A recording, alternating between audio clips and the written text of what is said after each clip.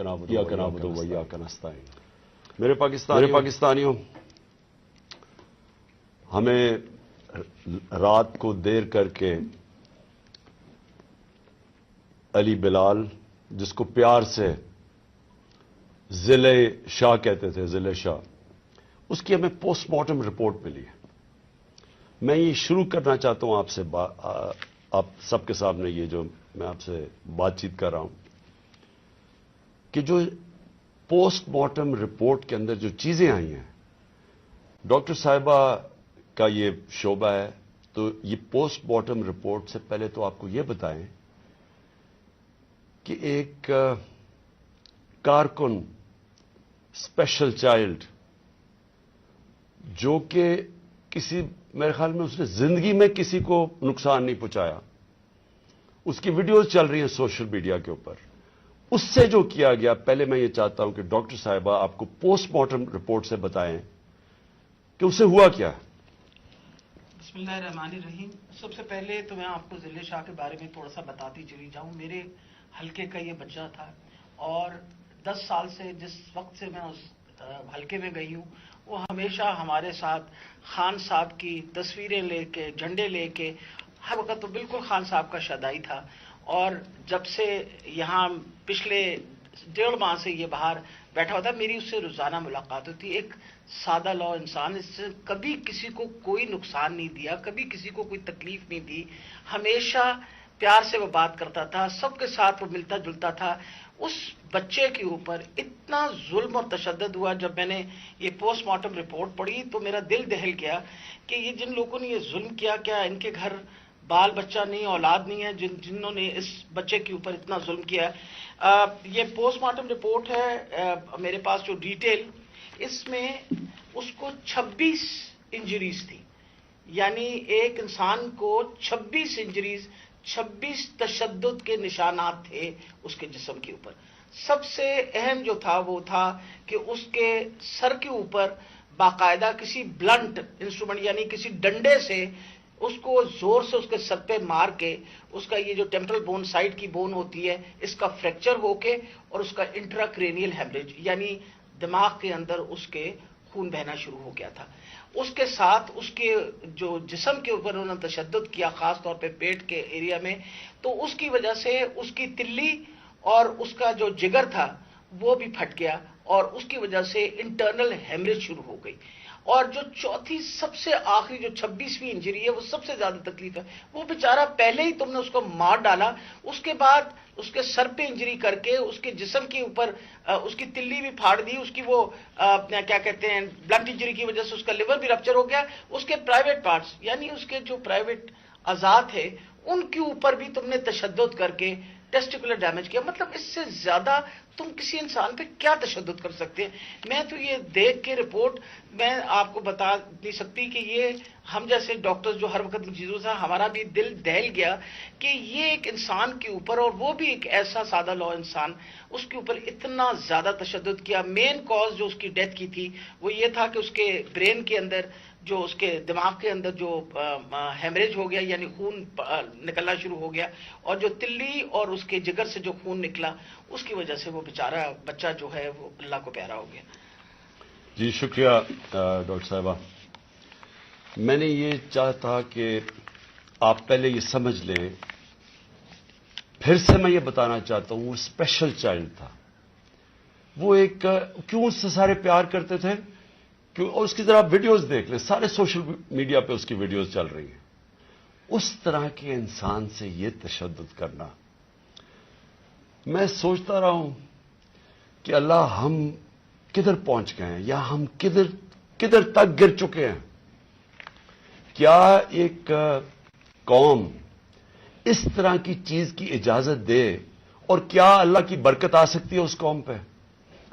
جب اس طرح کا ظلم ہوتا ہے قوم پہ، اور وہ قوم ظلم کو سہ جاتی ہے اور اپنے آپ کو بچاتی ہے کہ اچھا میرے اوپر یہ ظلم نہ ہو جائے، جس طرح جانور نہیں ہوتے کہ وہ دیکھ رہے ہیں کہ شیر نے آ کے ایک جانور کو پکڑ لیا، باقی سارے جان بچا کے بھاگ جاتے ہیں۔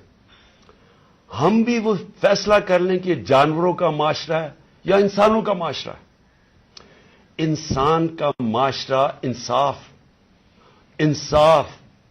امر بالمعروف پہ کھڑا ہوتا ہے، وہ ظلم کا مقابلہ کرتا ہے جس کو جہاد کہتے ہیں، کیونکہ جب وہ ظلم کا مقابلہ نہیں کرتا تو حضرت علی کا قول ہے کہ کفر کا نظام چل جائے گا، ظلم کا نظام نہیں چل سکتا۔ یہ ہمارے نظام کے اوپر یہ جو ڈاکٹر صاحبہ نے ابھی پڑھ کے سنایا ہے، میں آپ کو یہ یقین دلاتا ہوں کہ یہ سب آپ سمجھ لیں، اگر ایک قوم اس کے اوپر اپنی آواز بلند نہیں کرے گی، اور جو کمزور ترین جہاد ہے کہ زبان سے اس کے خلاف نہیں بولے گی، تو یہ قوم کو جینے کا حق نہیں دیتا اللہ۔ وہ قرآن میں کہتا ہے کہ میری زمین پہ نکل کے دیکھو کتنی قومیں میں نے تباہ کی جو میرے حکم پہ نہیں چلی۔ ہم تباہی کا راستہ ہے یہ ہمارا۔ یہ جو پاکستان سے ہو رہا ہے، میں نے ہوتا ہوگا دہشت گردوں سے، شاید ملک کے غداروں سے، اس طرح کی چیزیں ہوتی ہوں، میں نے اپنی زندگی میں کبھی اس طرح کے واقعہ نہیں دیکھے کہ پہلے ایک کارکن ہے، پھر وہ اسپیشل چائلڈ ہے، اور پھر وہ کوئی کسی قسم کا زندگی میں اس نے کسی سے لڑائی تک نہیں کی، اس سے یہ تشدد کیا جائے۔ اور تشدد کیا کیا؟ سر بھی اس کا، انہوں نے کہا کہ اندر سے خون نکلنا شروع ہو گیا، اس کا جو جگر ہے اور جو اس کی جو پتا ہے اس کو انہوں نے اس طرح مارا بے دردی سے، وہ اندر سے خون نکلنا شروع ہو گیا۔ لیکن اس کے پرائیویٹ پارٹس، یعنی اس کے اوپر تشدد کیا ہوا۔ میں ایک اور قرآن کی آیت ہے، اللہ کہتا ہے کہ انسان کو کہ میں نے تمہیں اشرف المخلوقات بنایا، سب سے عظیم مخلوق، جو انسان کا درجہ فرشتوں سے بھی اوپر چلا جاتا ہے۔ اگر انسان اللہ کے حکم پہ چلے وہ فرشتوں سے اوپر چلا جاتا ہے، لیکن وہی قرآن میں لکھا ہوا جب وہ گرتا ہے وہ جانوروں سے بھی نیچے چلا جاتا ہے۔ جانور بھی یہ نہ کریں۔ اور یہ جو ہمارے اوپر، جب سے میں یہ دیکھا ہے، ایک آدمی جب سے آیا ہے اس کو ایک پوزیشن پہ لگایا ہے، میں نام نہیں لیتا کیونکہ پھر سینسر ہو جائے گا، اس کو بھی پتا ہے، قوم کو بھی پتا ہے وہ کون ہے، جو اس نے ظلم کرنا شروع کیا سیاسی کارکنوں پہ۔ ایکسپرٹیز تھی اس کی کاؤنٹر ٹیررزم، دہشت گردوں سے کچھ کرتا تھا، لیکن میں سوچتا ہوں کہ وہ دہشت گردوں سے بھی یہ جو کرتا ہوگا یا جن کے اوپر شک ہوگا کرتا ہوگا، تو وہ کتنی نفرت پھیلی ہوگی ان علاقوں کے اندر۔ تو یہ جب سے وہ آیا، پہلے ہم نے شہباز گل کا، پہلے ہم مانے ہی نہ کہ شہباز گل سے یہ ہوا، وہ شہباز گل ابھی تک ٹھیک نہیں ہوا، جو انہوں نے اس کے اوپر تشدد کیا ہے۔ ایک یونیورسٹی پروفیسر پاکستان آتا ہے، چھوڑ کے ملک کے لیے ایک خواب دیکھ کے آتا ہے، اس کو جو انہوں نے ننگا کر کے جو اس کے اوپر تشدد کیا وہ ابھی تک ٹھیک نہیں ہے۔ کون سا وہ دہشت گرد تھا؟ پھر اعظم سواتی سے جو کیا انہوں نے، یعنی ہم اگر قوم یہ چیزیں بھول جائیں گی، ایک دن آپ کا بھی وقت آ جائے گا۔ ایک سینیٹر 75 سال کا آدمی، اس کو صرف ایک ٹویٹ کرنے پہ اوپر کے باجوہ صاحب شکریہ این آر او 2 کا، کون سے دنیا کے ملک کے اندر یہ جرم ہے کہ شکریہ باجوہ صاحب این آر او 2 کا؟ لیکن وہ کوئی سپر کنگ، کوئی فرعون کہ کسی کی جرت پڑ گئی، رات کو اس کو مارا، پوتیوں کے سامنے اس کو 3 بجے آ کے گھر میں تشدد کیا، پھر اس کو اٹھا کے لے کے گئے اور نامعلوم افراد کے حوالے کیا جنہوں نے ننگا کر کے اس کے اوپر تشدد کیا، اور جب اس کو مار رہے تھے تو سنا رہے تھے اس کی چیخوں کی آوازیں، اور اس میں بتا رہے تھے اس کو کہ بتاؤ یہ عمران خان سے کیا جائے گا۔ یہ ان لوگوں سے پالا پڑا ہوا اس قوم کو۔ اس کے بعد ارشد شریف سے وہ سب کو پتا ہے کیا ہوا، کیا ارشد شریف کا قصور تھا۔ ساری قوم جانتی ہے کہ وہ رائے حق کا آدمی تھا، کوئی اس کا ضمیر کی قیمت نہیں تھی، کوئی اس کو خرید نہیں سکتا تھا، ڈرا نہیں سکتا تھا۔ اس جیسے جرنلسٹ سے، صحافی سے انہوں نے کیا، اور پھر سوشل میڈیا کے بچوں سے۔ میں نے آپ کو بتایا ماں باپ کا مجھے آیا کہ ہمارا بیٹا ابھی تک ٹھیک نہیں ہوا، کوئی ٹویٹ کرنے پہ اس کو اٹھا کے لے گئے، 2 دن اس کو رکھ کے یہی ننگا کر کے مارا۔ وہ کہتے ابھی تک وہ ذہنی طور پہ ٹھیک نہیں ہوا۔ کتنے سوشل میڈیا کے بچوں نے مجھے یہ بتایا کہ انہوں نے ٹویٹس کے اوپر اٹھا کے لے گئے ان کو۔ دہشت کہ کیسے کسی طرح ہم ان کو بھیڑ بکریوں کی طرح بنا دیں، خوف اتنا پھیلا دیں کہ ان کو غلام بنا دیں، اور پھر صحافیوں کے اوپر ان کو ذلیل کرنا، ان کو یعنی عمران ریاض کو پکڑ کے اس کو جیل میں 4 چھوٹے سے کمرے میں بند کر دیا، گندے سے کمرے میں، اس کو سمیع ابراہیم جیسے صحافی کو اس کو جا کے ذلیل کرنے کو، ایاز امیر دانشور اس سے جو کیا ہے، جمیل فاروقی کو اٹھا کے وہ بتا رہا ہے ننگا کر کے، اس کو ننگا کرنے کا شوق ہے، سائیکوپیتھ ہے. میں آپ کو بتا رہا ہوں نارمل آدمی اس طرح نہیں کرتے. یہ کوئی پرابلم ہے، کوئی ذہن کے اندر ذہنی مریض ہے جو اس طرح کا تشدد کر سکتا. اور یہ جو ہوا ہے، اب یہ ذرا کہانی سنیں تھا کیا. الیکشن اناؤنس ہے 30 اپریل کو.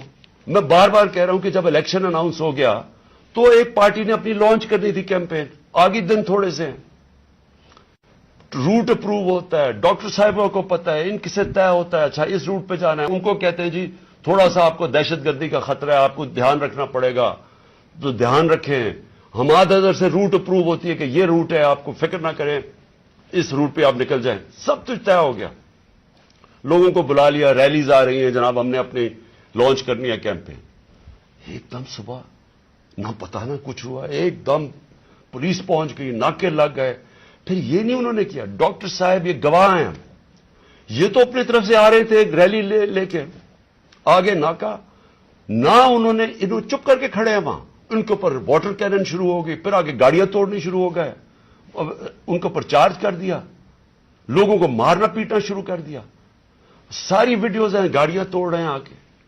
اور پورا پلان بنا ہوا تھا کہ اس دن انہوں نے اور لاشیں گرانی تھی. ہماری یہ آرڈر کر رہے ہیں ان کے لوگ کہ مارو ان کو یہ کرو، لاشیں گراؤ، کوئی فکر نہیں پڑتا. کیونکہ پلان کچھ اور تھا. پلان یہ تھا کہ الیکشن سے نکلنا، اور دوسرا عمران خان کے اوپر یہ ڈالنا، یہ اور یہ ڈال دیا بیچارے. ضلع شاہ کا کیس 302 میرے اوپر قتل کا کیس ڈال دیا کہ میں نے اس کو قتل کیا. یعنی اگر ان بیوقوفوں میں عقل ہو، ایک تو عقل کی بڑی کمی ہے اس وقت، پتہ نہیں کون ان کو ایڈوائز کر رہا ہے. آپ مارتے ہیں، ساری قوم دیکھ رہی ہو، پھر میں اپنے اور قتل کسے کروں گا؟ ضلع شاہ کو. یعنی جس طرح میں نے بڑے زندگی میں قتل کیے ہیں، اور جس طرح 26 سال میں ہم نے بڑے کئی لوگوں کو قتل کروایا، ساری ہماری پرامن رہی ہیں. اور ڈاکٹر صاحب گواہ ہیں، ان کی گاڑی پھر توڑی گئی، وہاں بیٹھے ہوئے ان کے اوپر اٹیک کر دیا. تو ان کا پلان تھا ایک لوگوں کو مارنا، الیکشن سے نکلنا، تصادم کرنا، اور دوسرا اس دن پورا پلان بنا تو اٹھا کے مجھے بلوچستان لے کے جانا تھا. یہ پلان تھا. اب میں اپنی قوم کے سامنے 2-3 چیزیں رکھنا چاہتا ہوں. دیکھیں، اس وقت بدترین قسم کا مارشل لا سے بھی بری سختی آئی ہوئی ہے ہمارے اوپر تو آئی ہوئی ہے. وہ دوسرے جو مرضی کرتے پھریں، پولیس اسکورٹ ان کے ٹیکس پیئر کے پیسے پہ وہ اپنی کیمپین کر رہی ہے، کوئی پوچھنے والا نہیں ہے، بلکہ پوری مدد کی جا رہی ہے.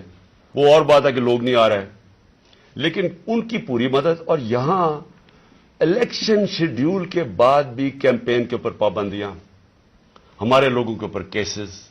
کتنے لوگ ابھی جیل میں ہیں، کتنے لوگوں کے، میرے اوپر اب 80 تقریباً کیس ہو گئے ہیں.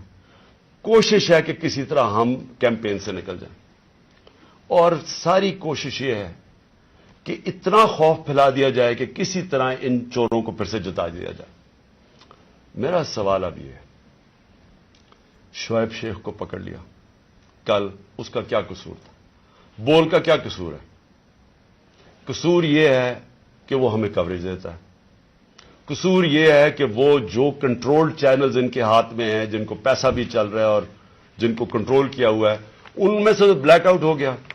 تو جو 1-2 چینلز ہمیں دکھاتی ہیں، 3-4 چینلز، ان کو تو کسی طرح بند کیا جائے. اس کا قصور یہ تھا، اور میں اس کو آج خراج تحسین پیش کرتا ہوں. اس نے مجھے بتایا کتنے کیسز اس کے اوپر کر رہے ہیں، کتنا پریشر ڈال رہے ہیں کہ کسی طرح عمران خان کی کوریج ختم کرو. اور اس کو کل پکڑ کے جیل میں ڈال دیا. ARY کو کل بند کر دیا. بند کس چیز کے اوپر کرا ابھی تک یہ بھی نہیں ہمیں پتا بند کس پہ کیا ہے.